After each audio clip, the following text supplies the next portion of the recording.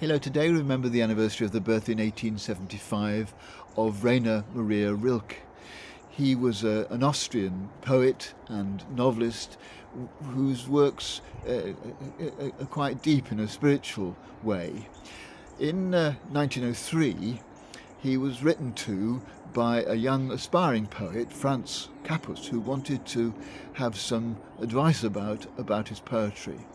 And so followed, over the following 5 years, a correspondence which was later published by Kappus in a book, Letters to Young Poets, a few months after Rilke died. In it, Rilke gives advice not just about poetry, but about life. And since all of us, I think, like that young 19-year-old military student, Franz Kappus, are trying to work out who we are and what life is all about for us and what we should be doing with it, some of the things that Rilke says, I think, can be quite helpful to people of any age and any situation.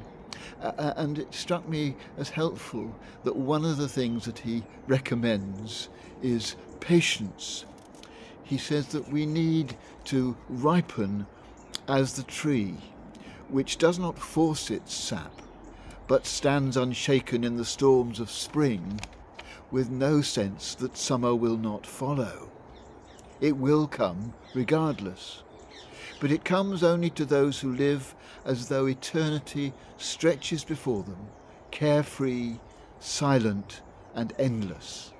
Patience is all.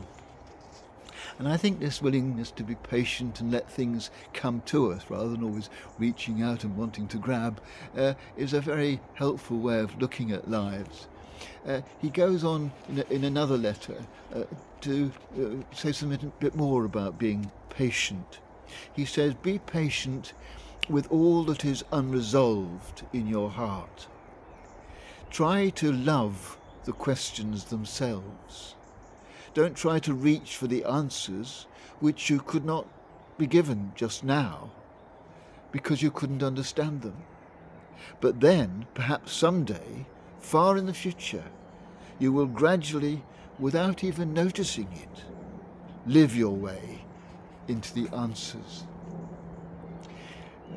I think that idea of just allowing life to come to us and seeing questions and doubt and uncertainty as something to love, something to treasure, not something to be frightened of.